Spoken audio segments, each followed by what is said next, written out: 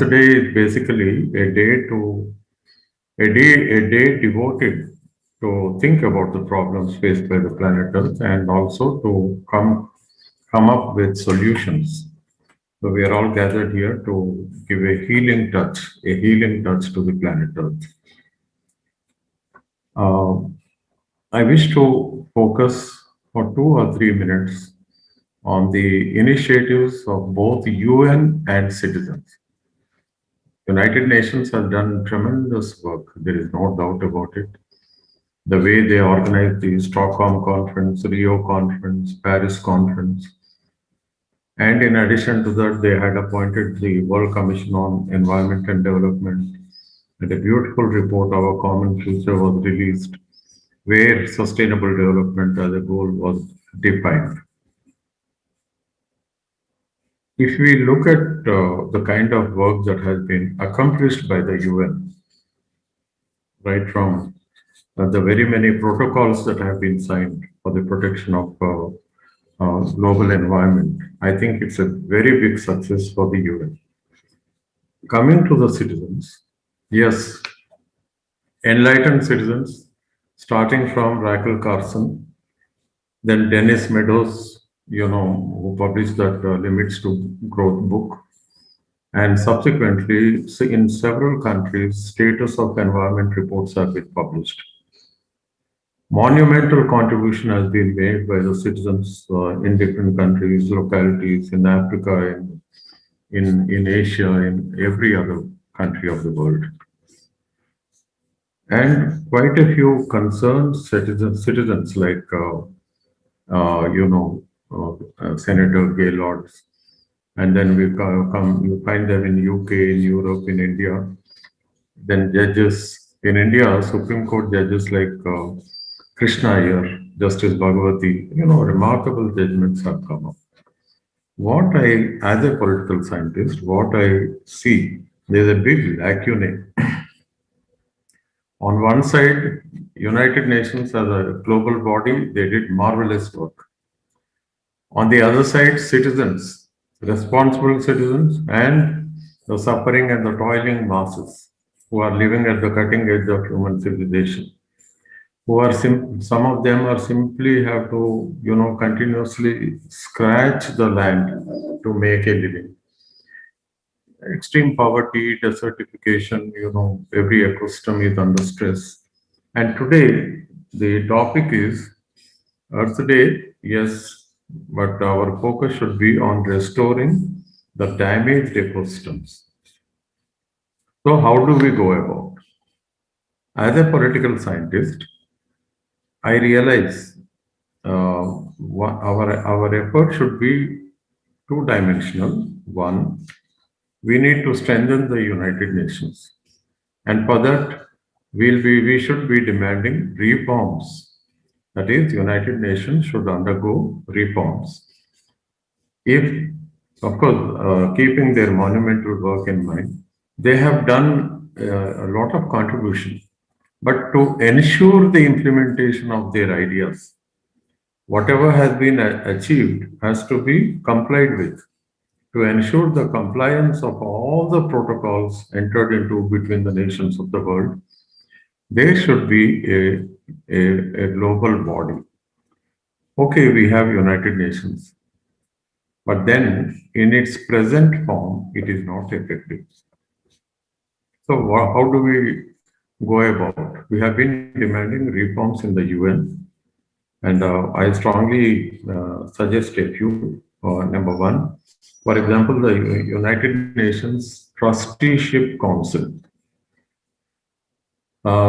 Earlier, they were focusing on a few topics, but now the profile, the agenda has to be increased, and it is time the Trusteeship Council focused on the common properties of the world.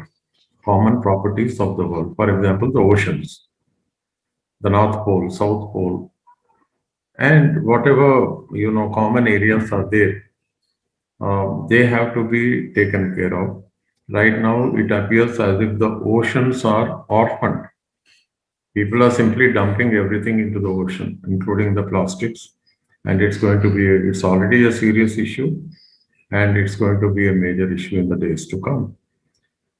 Although some of the very important areas are within the national boundaries, for example, the Amazon or the Himalayas.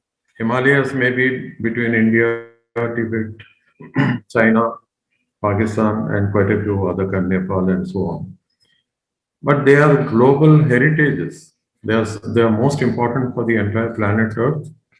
Amazon is so important that nobody can ever, reduce its importance. It is the biggest oxygen mask. It is the biggest rainmaker. It is a storehouse of biodiversity. Now, once just because it is located in two or three countries, that does not mean they have the exclusive privilege to destroy it. They can improve on it, but they can't destroy it. That is why, we citizens who have all gathered right now here, yes, we need to come together, we need to think, we need to ponder, and let there be many more, many more such sessions so that we can come up with solutions. One solution is, yes, United Nations has to undergo reforms. It has to take a new shape. It served its purpose. I'm not belittling it, but then the responsibilities are very, very heavy today because every ecosystem in the entire world is collapsing.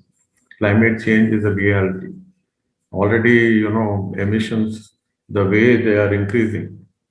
So what is the big reason? Where did the path go wrong? What needs to be done? Now, the question is, Dr. Narasimha Reddy is a big authority on this. He has written on decarbonizing the world.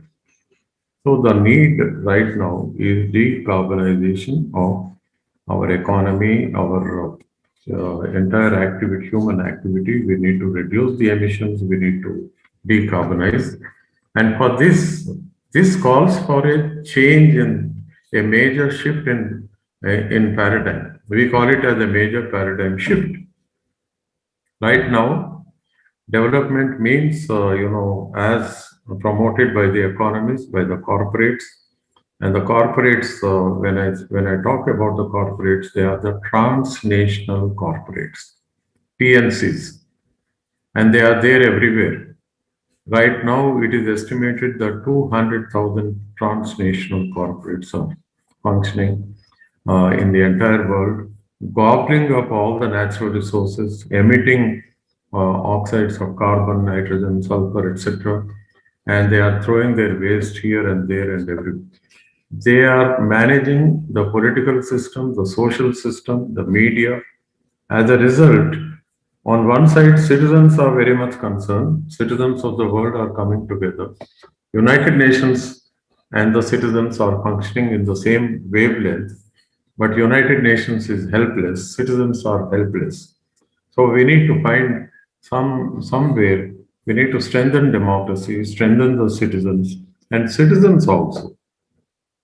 They need to come out of their shells. Simply, discussing and pledging a support in the social media or giving a thumbs up for a cause, that is not sufficient. Yes, each one of us should become activists.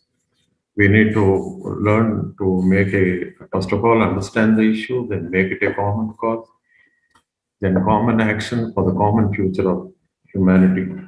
Just one more point. Today, sustainable development goals are the new uh, oxygen for the planet Earth. They need to be implemented, but I'm very sorry to say that there is no global agency to ensure that the nations of the world are sincerely, strictly implementing. What is happening at the UN level is that these I mean, I'm talking about the sovereign government, so-called sovereign governments, they simply give some report, and those reports are not scrutinized. United Nations doesn't have a mechanism to ensure that these reports are authentic. Yeah, some report, somebody would sit in somewhere and make a report, and they speak as a language which will convince any person, but they are not verifiable. For example, in India, instead of reducing the emissions, we are increasing the emissions. Recently, the government has gone in for even leasing of coal mines, and the relaxations are such that it is going to be a big catastrophe. Not only this, the very idea of development that is still continuing in India, for example, the kind of agriculture promoted in the name of what we call intensive agriculture, so-called green revolution. But what is so green revolution as conceived and promoted in this country and elsewhere also?